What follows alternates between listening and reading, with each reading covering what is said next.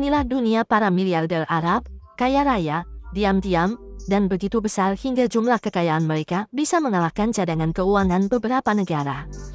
Nah, berikut adalah 7 miliarder Arab yang kekayaannya begitu luar biasa, sampai Anda mungkin tidak percaya mereka benar-benar ada. Sheikh Mansur bin Zayed Al Nahyan.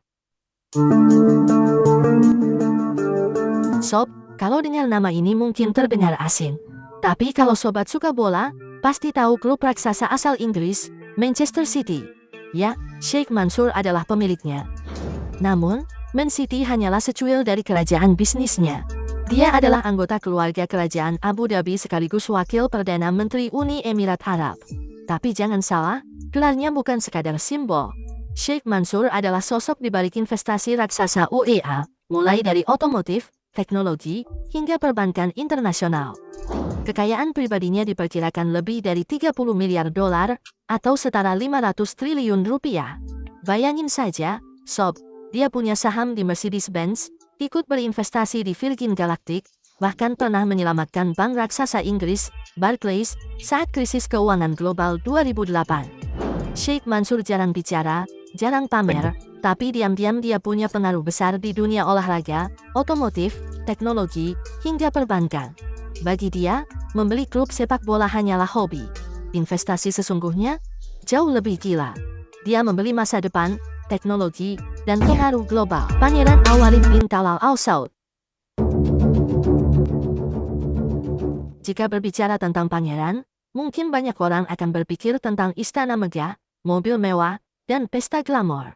Tapi sob, Pangeran Al-Walid bin Talal Al Saud adalah sosok yang jauh lebih dari itu. Dikenal sebagai Warren Buffett-nya Arab Saudi, Al-Walid membangun kekayaannya bukan hanya dari warisan, tapi juga lewat kecerdasan bisnis. Dia adalah pendiri Kingdom Holding Company, konglomerasi raksasa dengan investasi di hampir semua sektor, mulai dari real estate, hiburan, hotel, hingga teknologi. Bayangin aja, sob, dia punya saham di Citigroup, Apple, dan juga dikenal sebagai investor awal di Twitter.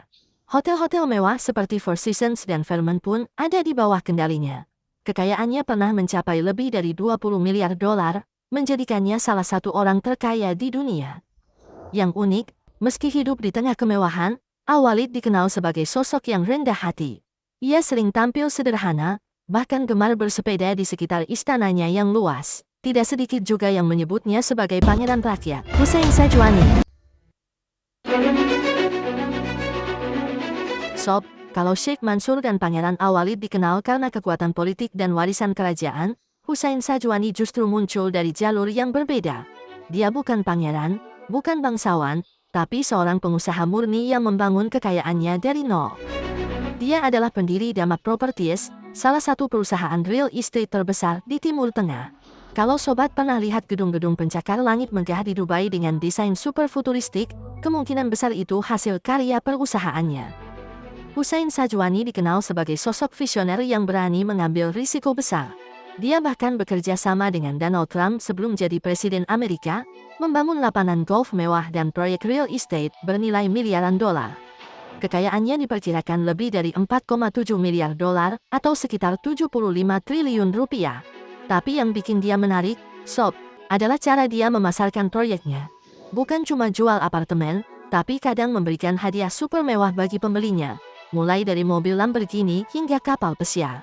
Bayangin aja, beli rumah malah dikasih supercar. Siapa yang nggak tergoda? Strategi inilah yang bikin perusahaannya dikenal sampai ke Eropa, Asia, bahkan Amerika. Tapi bukan cuma soal kemewahan, sob. Sajwani juga punya peran besar dalam pembangunan ekonomi UEA. Proyek-proyeknya membuka ribuan lapangan kerja dan menjadikan Dubai sebagai salah satu pusat properti termahal di dunia. Mohammed Al-Amoudi.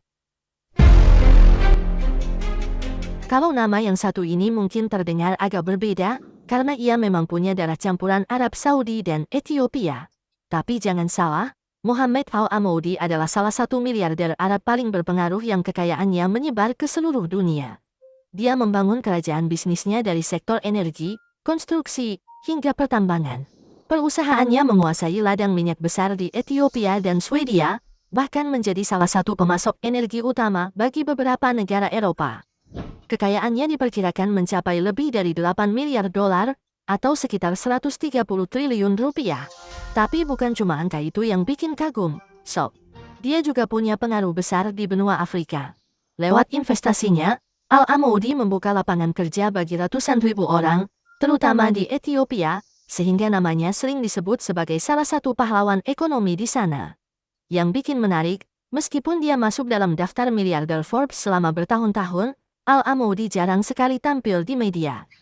Kehidupannya penuh misteri, tapi pengaruhnya terasa sampai ke tingkat global. Nassef Sawiris.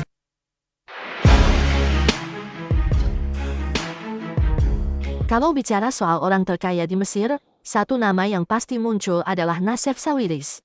Dia bukan pangeran, bukan bangsawan, tapi seorang pengusaha ulung yang lahir dari keluarga bisnis paling berpengaruh di Mesir. Nassef Sawiris adalah penerus dari Orascom Group, salah satu konglomerasi terbesar di Mesir yang bergerak di sektor konstruksi, pupuk, hingga industri kimia. Tapi yang bikin Sawiris beda, dia nggak cuma main di bisnis tradisional. Dia juga berinvestasi di sektor olahraga dan gaya hidup. Sobat pasti kenal merek Adidas kan? Nah, Nassef Sawiris adalah salah satu pemegang saham terbesar di sana. Dia bahkan punya klub sepak bola Inggris, Aston Villa, yang kini bersaing di Premier League. Kekayaannya diperkirakan lebih dari 9 miliar dolar, atau sekitar 150 triliun rupiah. Angka yang bikin dia jadi orang terkaya nomor satu di Mesir, dan salah satu yang paling berpengaruh di Afrika. Sheikh Mohammed bin Rashid Al Maktoum. Beliau adalah Perdana Menteri sekaligus Wakil Presiden Uni Emirat Arab, serta penguasa Dubai. Tapi jangan salah, Sheikh Mohammed bukan hanya seorang pemimpin politik. Ia adalah sosok visioner yang mengubah Dubai dari kota gurun kecil menjadi pusat bisnis dan pariwisata kelas dunia. Bayangin aja, sob, proyek-proyek ikonik seperti Burj Khalifa, gedung tertinggi di dunia, hingga Palm Jumeirah, pulau buatan berbentuk pohon palem, semuanya lahir dari ide gilanya. Sheikh Mohammed percaya bahwa Dubai harus jadi simbol kemewahan dan masa depan, dan dia benar-benar membuktikannya. Kekayaan pribadinya diperkirakan mencapai 15 miliar dolar, atau sekitar 240 triliun rupiah. Tapi lebih dari itu, pengaruhnya jauh lebih besar dari angka. Ia mengendalikan Dubai Holding dan Investment Corporation of Dubai, yang memiliki saham di hotel-hotel mewah, maskapai penerbangan Emirates, hingga pelabuhan-pelabuhan internasional.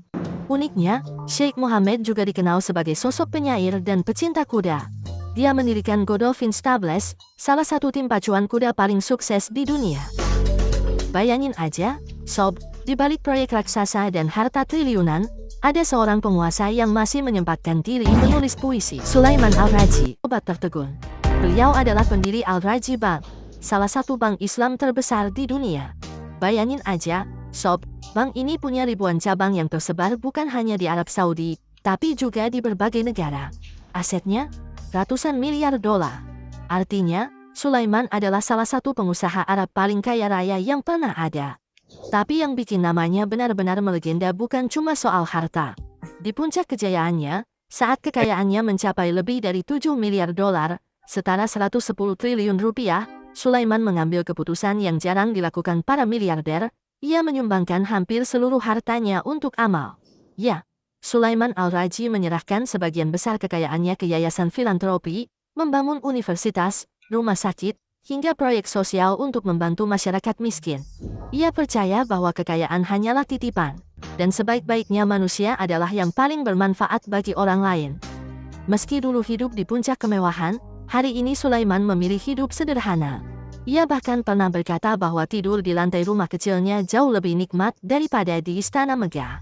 Bayangin, sob, dari seorang anak miskin yang pernah bekerja jadi kuli angkut, hingga menjadi salah satu miliarder paling berpengaruh di dunia Arab, lalu menghabiskan hidupnya untuk beramal. Kisah Sulaiman Al-Rajhi bukan hanya tentang kekayaan, tapi juga tentang warisan kebaikan yang gak akan pernah hilang.